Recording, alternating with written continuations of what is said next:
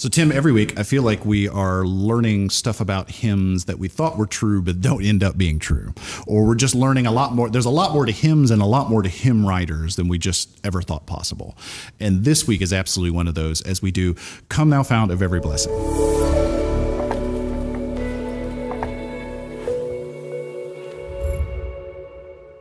So this week, Come Thou Fount of Every Blessing.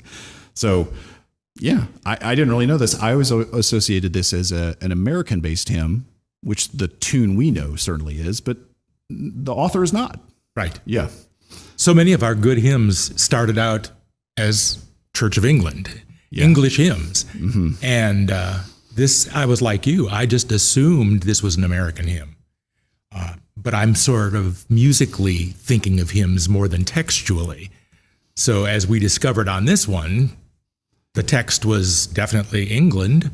Yeah. But when it made its way across the Atlantic, it found an American kind of folk tune. Yeah, absolutely. So we were talking about Robert Robinson, so real original name here. Who, and this is, I love this little fact I read about him. This might be the first hymn written by a hairdresser. Yeah.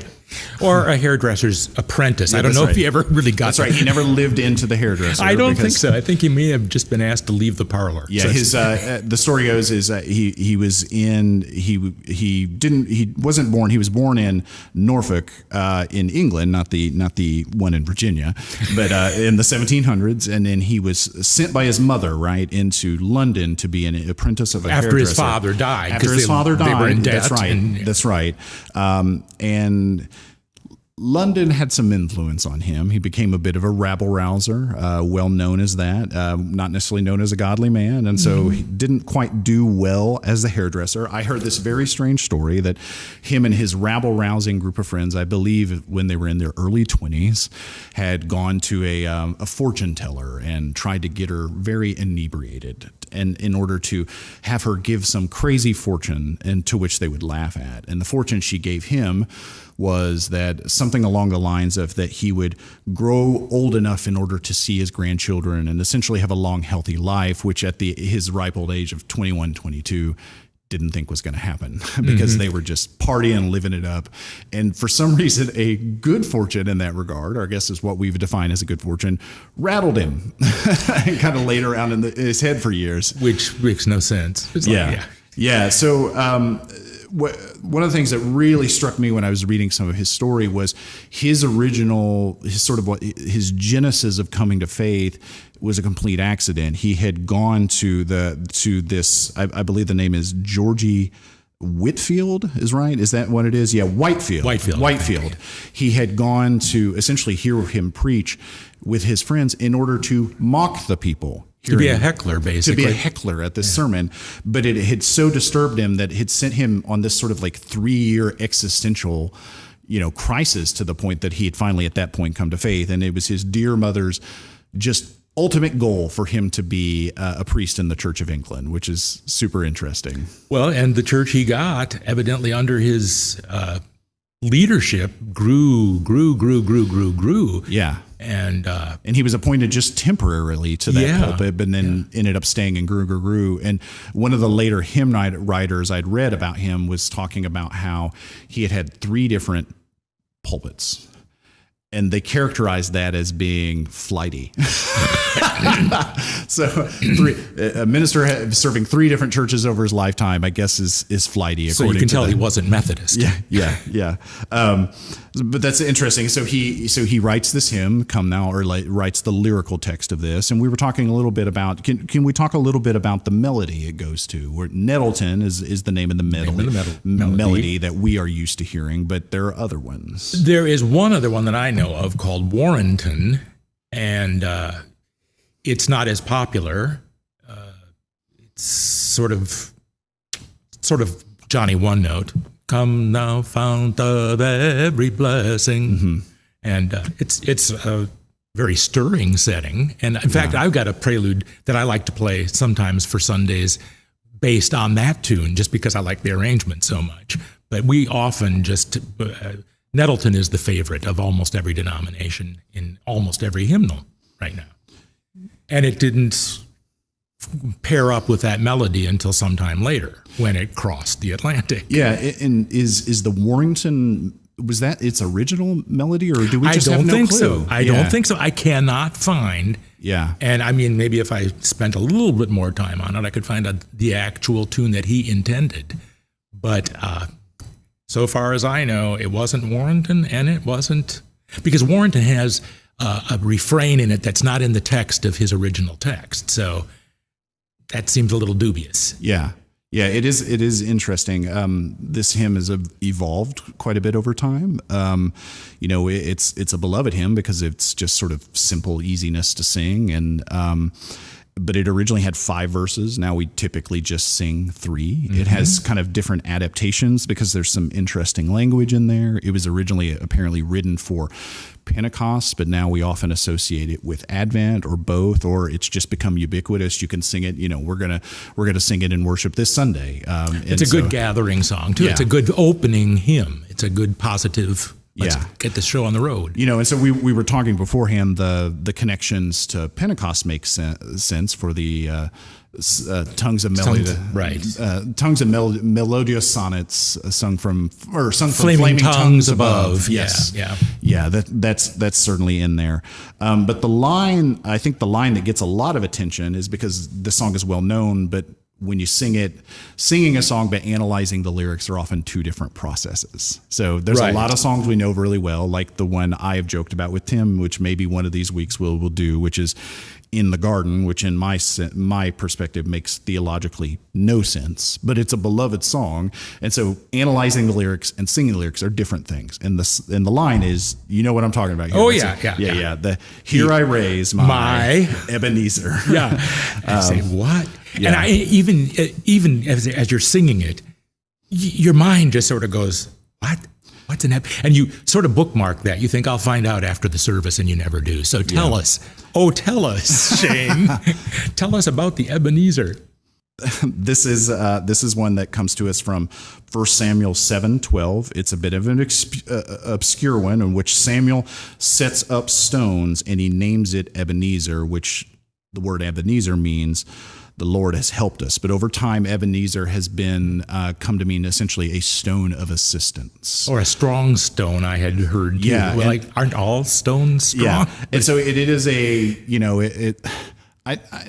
it's hard to know exactly what we mean when we're saying, here I raise my Ebenezer. Maybe it's just, here I raise my call for help. Here I raise, this raising of this rock metaphorically is symbolic of trust in God.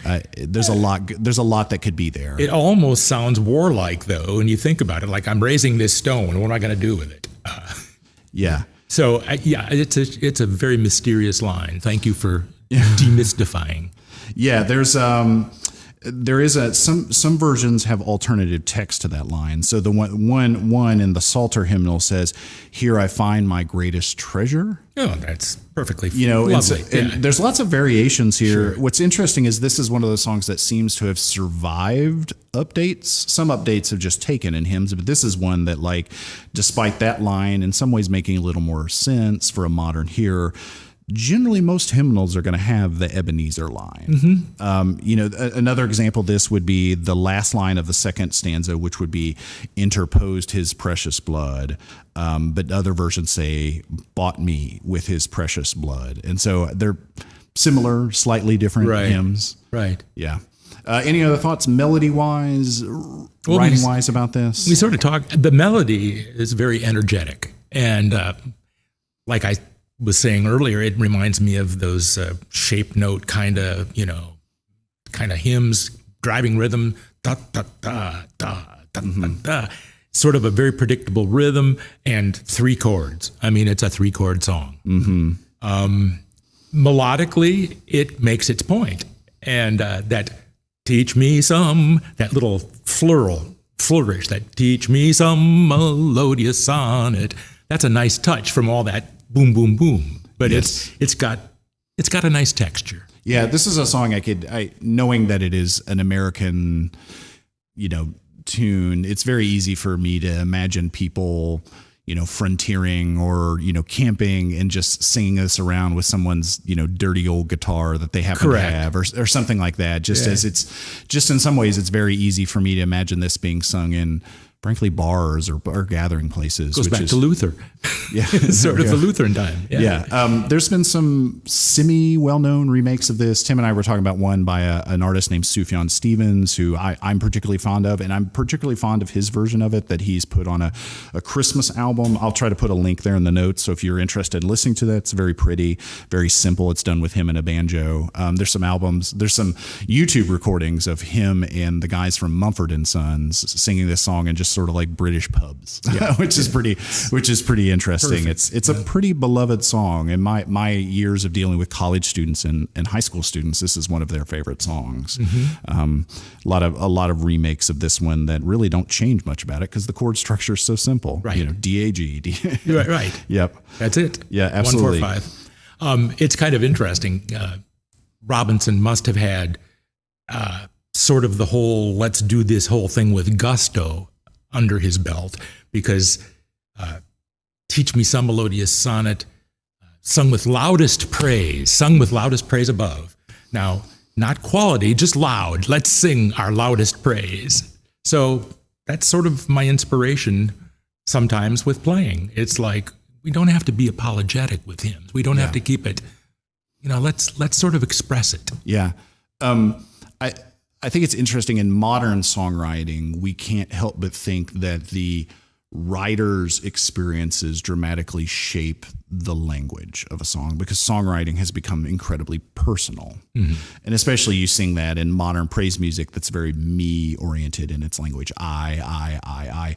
Whereas hymn writing tends to focus a little more in the collective nature and deals a lot more with imagery. The long-standing joke, the difference between hymns and praise music would be, I have a cow, it's in my field, it's eating grass, I have a cow.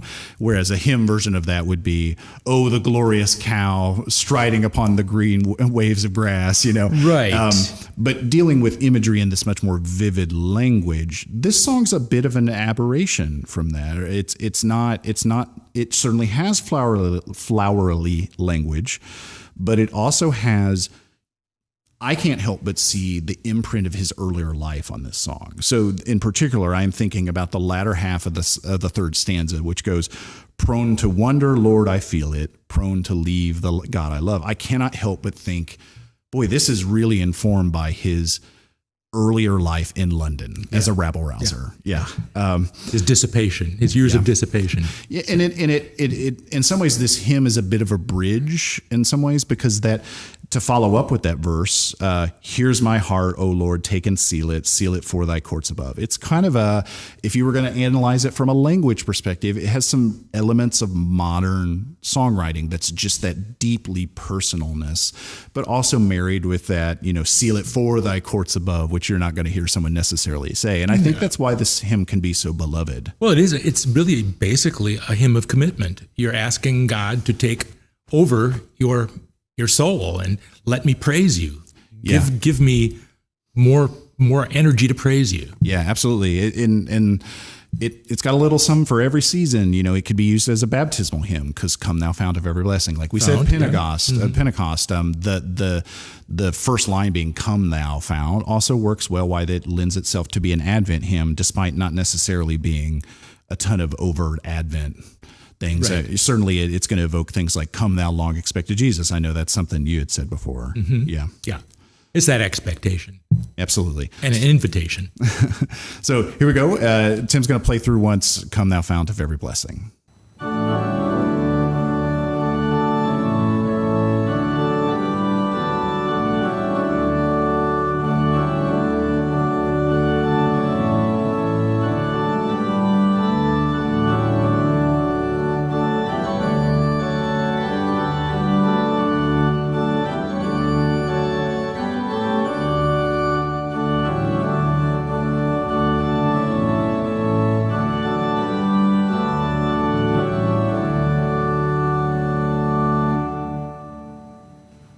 So there it is. Beloved, come thou fount of every blessing, the hymn. But now what we've been doing every week is playing different arrangements of that. Tim, can you tell us a little bit about the arrangement you have for us this week? Yeah.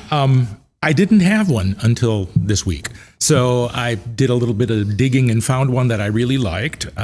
Unfortunately, a friend sent me a second one, which I also really liked, and I was divided, but I stuck with my first choice. It's by Joel Rainey. And instead of just stating the hymn and dressing it up like I did last week, the hymn was pretty much intact. This has like an introduction, a nice little pastoral kind of setting to begin with, and then the melody sort of sneaks in. Then there's a little playful, like a scherzo, playful section where the melody becomes sort of cutesy, and then there's a big old ending. So it transforms nicely, and it's kind of fun. It has some footwork that may or may not work today. All right, we're going to give it a shot, though. Yeah. All right, well, here we are.